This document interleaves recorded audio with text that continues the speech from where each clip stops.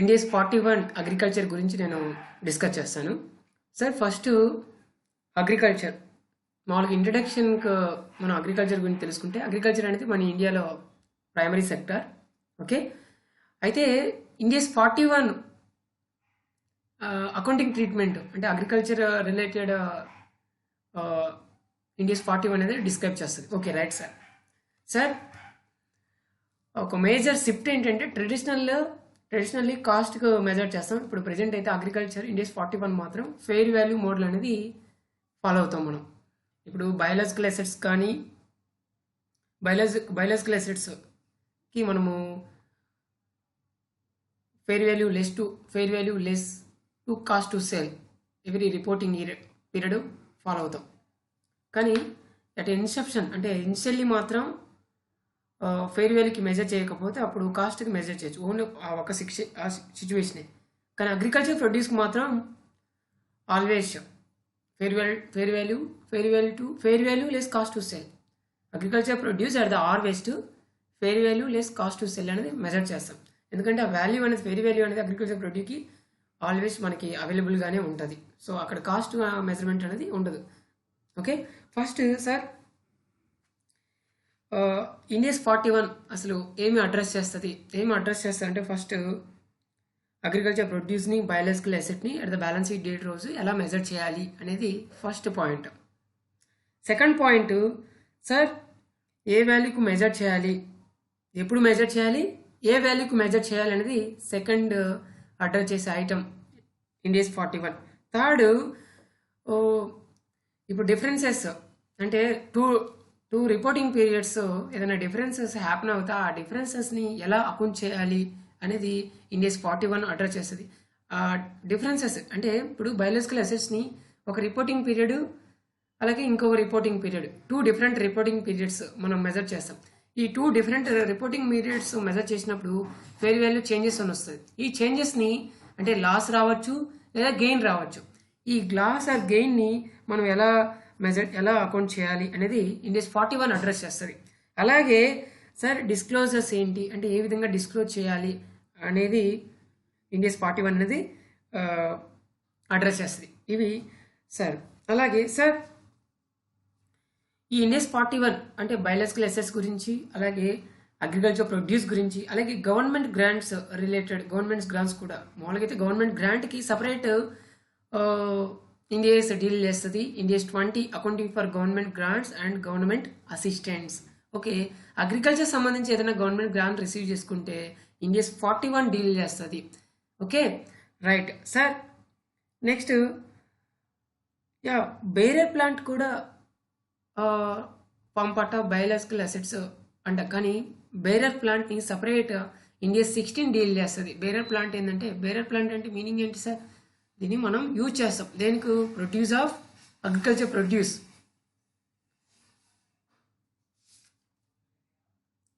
అలాగే it expected to bear more than 1 period.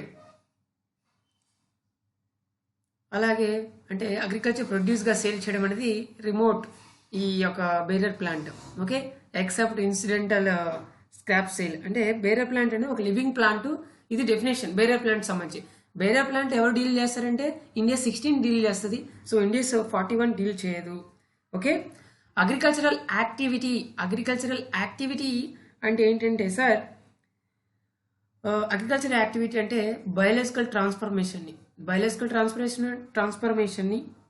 అంటే biological transformation లేదా harvest of biological assets for sale are conversion into agriculture produce are additional biological assets. అంటే biological transformation ఏ విధంగా ఉండొచ్చు? Degeneration కానీ, creation కానీ, growth కానీ, production కానీ. సో గ్రోత్ అంటే క్వాలిటీలో కానీ క్వాంటిటీలో కానీ చేంజెస్ అనేది ఉంటుంది. అంటే బయాలజికల్ ట్రాన్స్ఫర్మేషన్ అంటే ఒక ప్రాసెస్ సార్. ఆ ప్రాసెస్ వలన మీ క్వాలిటీ అనేది చేంజ్ కావచ్చు లేదా క్వాంటిటీ చేంజెస్. అంటే changes can be happen in the form of quality or quantity. Okay, quality or quantity. ఇప్పుడు గ్రోత్ అంటే ఇంప్రూవింగ్ సార్. డీజనరేషన్ అంటే రెడ్యూసింగ్, డిక్రీజింగ్. ప్రొడక్షన్ అంటే agriculture produce. Such as latex కానీ tea అంటే for example latex కానీ tea leaf కానీ wool కానీ milk కానీ అంటే అదేంటిది ప్రొడక్షన్. అలాగే క్రియేషన్ అంటే creation of additional living animal plants. Creation అంటే creation of additional living animals or plants living animals or plants అంటే creation of additional biological assets అని meaning. Right sir, biological asset అంటే living animal or plant sir. Okay, next sir for example yeah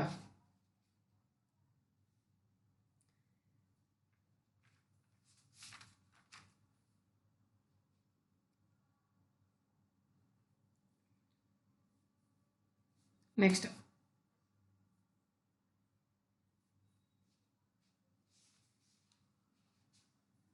suppose వాళ్ళు sir grape vines కానీ tea bushes కానీ rubber tree కానీ అంటే ఇవి వేరే ప్లాంట్స్ సార్. ఇండియాస్ 41 ప్రకారం ఇండియాస్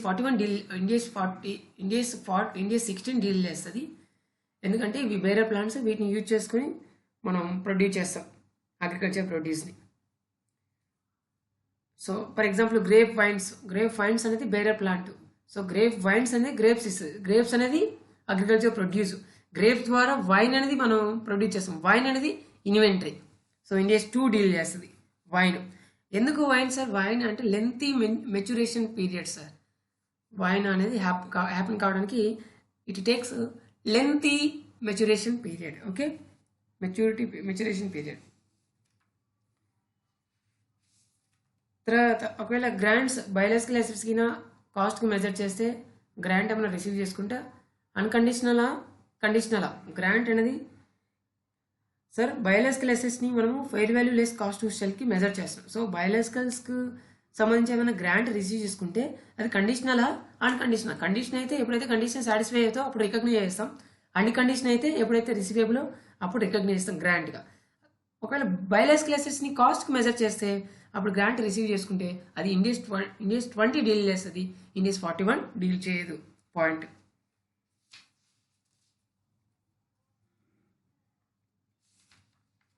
తర్వాత అంటే ఇండియాస్ 41లో డిస్క్లోజర్స్ ఏ విధంగా అంటే మనము each group of biological assets అంటే డిస్క్లోజర్ అనేది ఈచ్ గ్రూప్ ఆఫ్ బయోలాజికల్ అసెట్స్గా ఇవ్వాలి. అలాగే ఈ అగ్రికల్చర్ ప్రొడ్యూస్ సంబంధించి అలాగే బయోలాజికల్ అసెట్స్ సంబంధించి ఏదైనా అంటే రిపోర్టింగ్ మనము రికార్డ్ చేసినప్పుడు డిఫరెంట్ రిపోర్టింగ్ పీరియడ్స్ లేదా ఇనిషియల్కి at the end of the పీరియడ్కి ఏమైనా డిఫరెన్సెస్ ఉంటే aggregate losses or aggregate gains ఇవి మనం అగ్రిగేట్గా చూపించాలి, డిస్క్లోజ్ చేయాలి అనేది point. Right.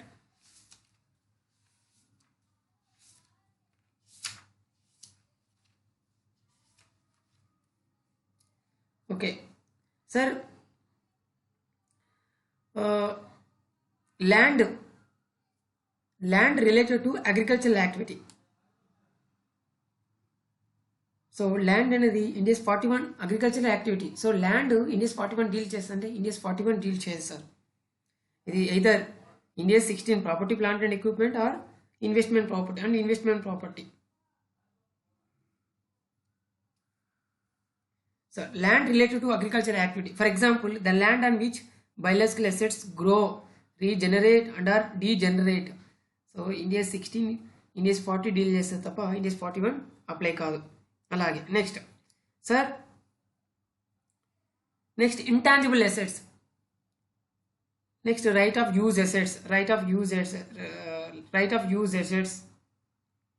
from a lease of land related to agricultural activity. So right of use asset in India's 116, intangible assets at India's 38. Intangible assets associated with the agricultural activity అని కానీ India's 38 deal చేస్తుంది, India's 41 deal చేయదు. Right. Agriculture produce మాత్రం మనం only at the time of harvest మనం value చేస్తాం. Right sir. Next I have one question, sir. Sir, I have one question. Sir, combined assets అంటే combine అంటే sir biological assets are often physically attached to land. Biological assets are physically attached to land. So biological assets కి separate గా market value అనేది లేదు sir. Market value అనేది లేదు.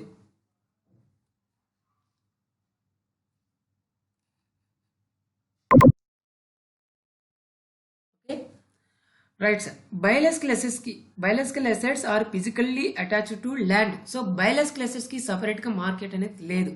So అప్పుడు ఏం చేస్తుంది, కంబైన్గా ల్యాండ్కి బయాలజికల్ కంబైన్గా వాల్యూ అనేది అవైలబుల్గా ఉంటుంది. ఆ వాల్యూ బేస్ చేసుకుని ఆ వాల్యూ నుంచి ల్యాండ్ యొక్క వాల్యూ తీసేసి మనకి బయాలజికల్ అసెట్స్ యొక్క వాల్యూ అనేది వస్తుంది. అదొక సిచ్యువేషన్ సార్. అంటే మెజర్మెంట్ ఏ విధంగా చేస్తాం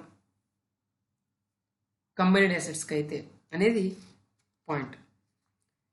next sir, contract prices.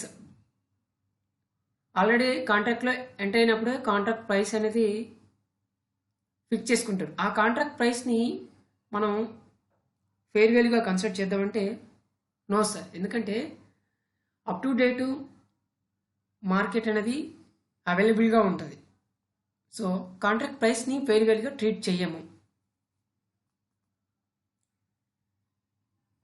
For example, entities often enter into contract to sell their biological assets or agricultural produce at a future date. Entities often enter into contracts to sell their biological assets or agricultural produce at a future date. Contract prices are not necessarily relevant in measuring fair value because fair value reflects the current market conditions in which market participant buyers and sellers would enter into a transaction.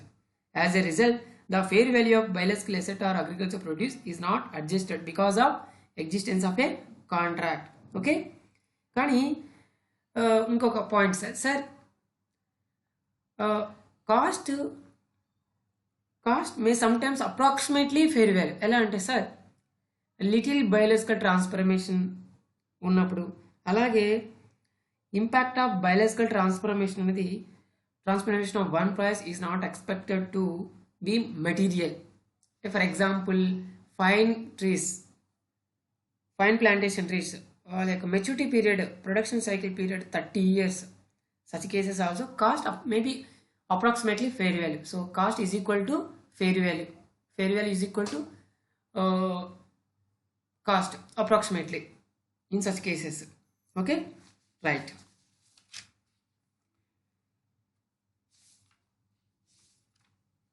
So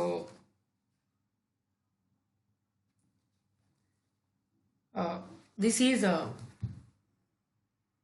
India's Part 1 agriculture, sir.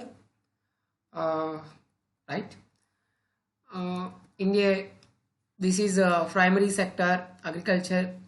India's Part 1 agriculture is the first standard that specifically covers the accounting and reporting requirements for the primary sector. ఇంతకుముందు అసలు agriculture సంబంధించి అసలు స్టాండర్డే లేదు. ఇది first standard specifically covers the accounting and reporting requirements for the primary sector sir. Sir next, biological assets అంటే living animals or plants. Okay, yeah. India's Part 1 addresses when should a biological asset or agricultural produce be recognized on the balance sheet. At what value should a recognized biological asset or agricultural produce be measured? What should be the key disclosures? How should the difference in value of recognized biological asset or agricultural produce be accounted for between two different reporting dates? India's 41 agriculture sets out the accounting for agricultural activity, the management of the transformation of biological assets into agricultural produce. The standard generally requires biological assets to be measured at fair value less cost to sell. Next, sir, India's 41 does not apply following. Okay, India's 41 covers biological assets, agricultural produce at the point of harvest and government grants. Next, biological asset, for example, sir, sheep, that is one biological asset. Wool of sheep, that is agricultural produce. products that are the result of processing after harvest and carpet, that is example, sir.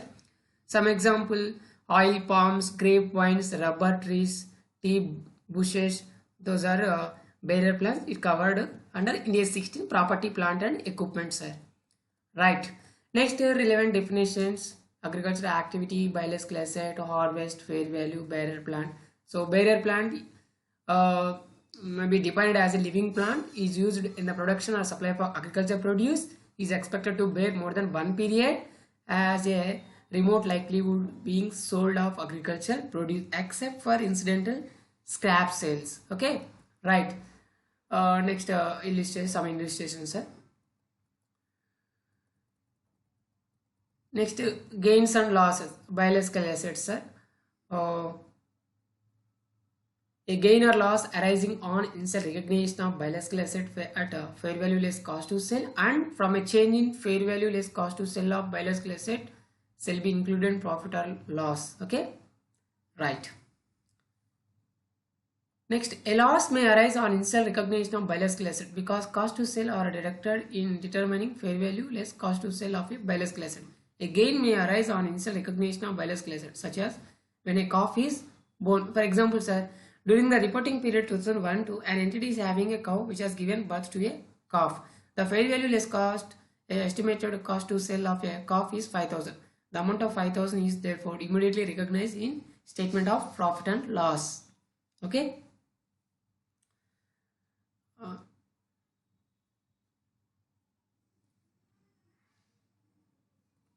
Next, agriculture producer from biological asset from agriculture produce. So gain or loss on initial recognition, gain or loss on initial recognition. So taken to profit and loss for the period in which it is as total aggregate. Biological asset change in fair value less cost to sell on the reporting date, gross or loss on initial recognition. So a gain may arise on reproduction or generation, like when a calf is born. A loss may arise because cost to sell are deducted in determining fair value less cost to sell of a biological asset. Gain or loss on initial recognition. A gain or loss may arise on initial recognition of agriculture produce as a result of harvesting. Okay. Next, government grants, sir.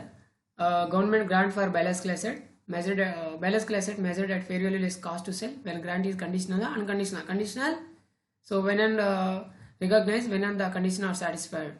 Unconditional, when it becomes receivable. So recognize profit and loss account such government grant. Measured at cost, biological asset measured at cost. So recognize as per India's 20. So disclosure related reconciliation అంటే reconciliation కూడా మనం reconciliation disclosure చేస్తాం. Reconciliation వేలో aggregate gain or loss arising during the current period on initial recognition of biological assets and agriculture produce, and from the change in fair value less cost to sell of biological assets. An entity shall disclose. Next, description of biological assets and activities. Description of biological assets and activities. Each group of biological assets అనేది మనం description అనేది entity ఇస్తుంది. అలాగే disclosure అనేది narrative or quantified description. That this disclosure may take the form of a narrative or quantified description. Okay, an entity is encouraged to provide a quantified description of each group of biological assets, distinguishing between consumable and bearer biological assets or between mature and immature biological assets as appropriate. This is disclosure related information, sir. So this is India's 41. Okay, right. Thank you, sir.